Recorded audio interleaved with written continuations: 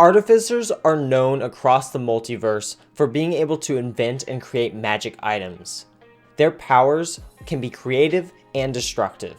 This can lead to all sorts of amazing adventures for you and your party.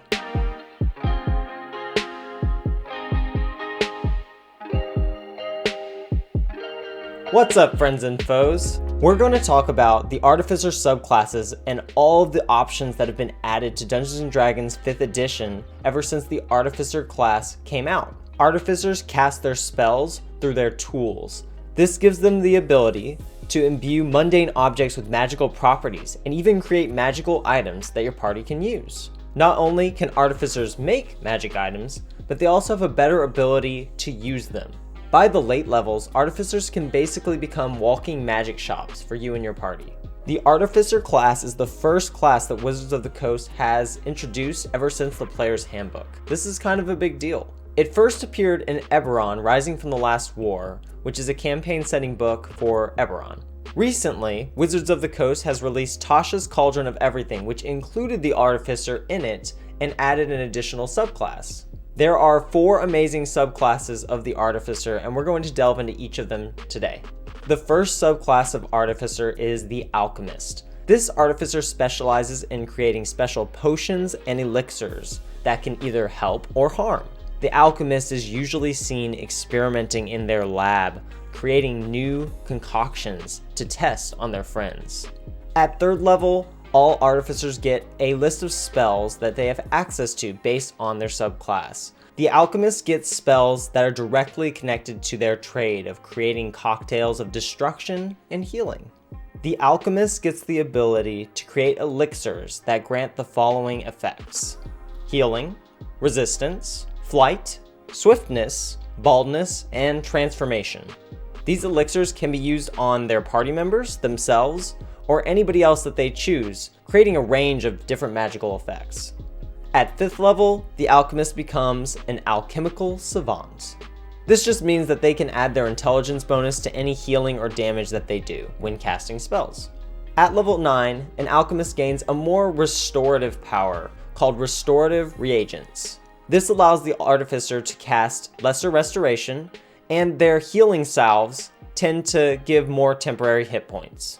At level 15, the Alchemist has gained Chemical Mastery. Due to the adventurer's exposure to these chemicals, they gain resistance to both poison and acid damage. They also cannot be affected by the poisoned condition. A little bit too much testing of those potions. Additionally, they gain the ability to cast Heal or Greater Restoration once per day. Alchemists are kind of like utility casters or even clerics in their ability to heal and support their party. Our second subclass of Artificer is called the Artillerist. This is your explosive expert. Think Vinny from Atlantis. Your work is in demolition. The Artillerist specializes in building cannons and other arcane forms of explosions. At level 3, you get a list of spells that fit your explosive aesthetic. Along with the ability to cast spells, you gain the ability to build an arcane cannon. This Eldritch cannon can either be tiny-sized or small-sized, and it can do one of 3 things. It can work as a flamethrower for up close and personal. It can be a force ballista, shooting enemies that are far, far away. Or it can be a protector, which creates a protective aura or bubble around your allies, giving them temporary hit points. This cannon is going to be your Artificer's best friend in combat. At level 5, you can craft an arcane firearm. This isn't a gun. Essentially, this is your ability to turn any wand or staff into a magical weapon. This magical weapon, this arcane firearm, is a magical focus that you can use to cast your explosive spells, kind of like a boomstick. All this does is it gives your spells an extra punch of explosive power.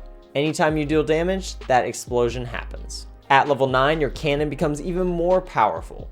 Additionally, you can command your cannon to explode, and it will deal damage around its location. Finally, at level 15, you gain the ability called Fortified Position. Essentially, your cannon creates a protective barrier around you and your allies in an area. This protective aura gives you all cover against enemy attacks. You also get the ability to create a second cannon, so now you have 2 on the battlefield. This can often lead to more explosive shenanigans. Your Artillerist is going to be combat heavy, kind of like your sorcerer, dealing lots of damage and protecting your allies with buffs and debuffs. Your cannon is going to be a huge output of damage without you necessarily having to put yourself in that space. The third artificer is the battlesmith. These are your tinkerers, the ones that work with the parts and build living beings. They build golems to help you fight, and they themselves get into the fray, fighting up close and personal. Battlesmith spells are focused on melee combat, getting in close, dealing damage. Typically, they are going to be buffing themselves or their allies. They also gain proficiency in martial weapons at level 3. The neat thing about this is that they don't have to use their dexterity or strength when using these weapons, they can use their intelligence. At level 3, you actually have the ability to build a construct to assist you in battle. This construct is called a Steel Defender, and it's going to be your buddy. This companion is bonded with you, and it will help defend you and your friends. At level 5, like most other fighting classes, you get an extra attack, the ability to attack twice in one action. This makes you more fierce in hand-to-hand combat. At level 9, you get a really neat ability called Arcane Jolt. Whenever you hit a creature, you can channel some energy from your weapon that will create a jolt that will either further harm your enemy or heal an ally. This jolt of energy comes off of your attacks. The channeled energy can smash through your opponent or help a friend. Finally, at level 15, you get Improved Defender. This makes your Steel Defender even more powerful. The Steel Defender himself amplifies your arcane jolts, increasing the healing and damage that you output. Your buddy also gets an increase to armor class, and it can deal a little bit of extra damage when it blocks attacks, protecting you. What a good boy. I imagine the Battlesmith as just another inventor that has this mechanical golem that's there to help fight. I often think about Warforged as being creations of these battlesmiths, and these are the artificers that are really interested in creating sentient life in robotic form. The final subclass that was introduced in Tasha's Cauldron of Everything is the Armorer. The Armorer is for everyone who just wishes they could be Iron Man. The Armorer is an artificer that builds a suit of armor that is imbued with magic. Their focus is on amplifying and empowering that armor to make themselves better at what they do. Think of the exosuits of today and how they can improve human physiology. At level 3, the Armorer gains proficiency in heavy armor. Go figure, they want heavy armor that they're going to be enchanting. They also gain proficiency in Smith's tools so that they can actually build their exosuit. They gain access to a list of spells that typically look like they can be flavored as projectiles that the suit is actually shooting out. Think Iron Man's rockets or his lasers. The Armorers gain the ability to use their tools to turn any suit of armor into arcane armor. Essentially, this is a mech suit. The armor can be used as a focus itself to cast spells.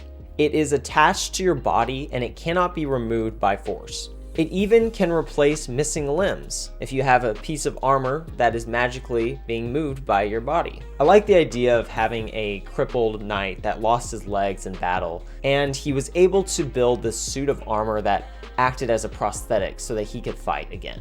Now, when we talk about the arcane armor, there are two models that you can work with. Guardians are suits of armor that are mostly focused on defense. They have empowered strikes so that when you get up close and you punch your enemies, they release a thunderous blast. The thunderous blast is there to distract or confuse enemies, kind of like a stun gun. The armor can also form a force field around you that creates some temporary HP to protect you from oncoming attacks. Infiltrator suits are more stealthy and better at getting in and getting out without getting seen. They focus on a ranged attack where they can actually emit lightning damage from their hands or chest. The armor also grants an increase in walking speed so you can move faster towards your enemies. The suit also grants a dampening field that reduces the noise that your suit makes, giving you advantage on stealth checks. These armors can be flavored in a lot of cool and unique ways, which can create some interesting flavor for your game. At level 5, the Armorer gains an extra attack like many other martial classes. At level 9, they gain additional armor modifications that allow the Artificer to enhance their armor even more. This makes it easier for the Artificer to infuse magic into their armor, giving them more abilities that they can work with. For instance, an Artificer could infuse a blade arm into their armor so that they have a slashing damage option. This fits in with their Artificer infusions and allows them to attune to more things with their armor. At level 15, the Artificer has perfected their armor. The Guardian gains a magnetic pull, and when an enemy is close enough, they can force them to make a strength save to see if they get pulled in. This gives the armor wearer an extra attack and a chance to clothesline them as they come flying towards them. The Infiltrator's lightning blasts now light up enemies. The electricity courses around their body and it makes them more visible and easy to hit. The flash of light from the lightning causes the enemy to have disadvantage attacking you. If you continue shooting enemies that are lit up by your lightning, the lightning damage adds on top of itself, which increases your damage output. This subclass gives us a lot of cool flavor options that we could add into our D&D campaigns as NPCs or player characters. The customization of each armor can make each character very unique, and I'm really excited to see how it all comes together. I hope this video has given you some new insight on the newest class of Dungeons & Dragons 5th edition. I know my next character that I'm going to create is probably going to be an armorer. What about you? Which subclass of Artificer stood out the most to you, and what direction do you want to take it? I'd love to hear what you think about the new-ish class and its subclasses that have been released. If you want to talk characters, D&D, video games, or anything else, I stream regularly on Twitch. I'll put the link in the description below. Please comment below on what you'd like to see next in one of my videos. I love your feedback and I want to know what you want to see. If you really like this video and want to see more of what I've got to show you, please hit that like and subscribe button. It really means a lot. Thank you so much for watching my video, and as always, happy adventuring.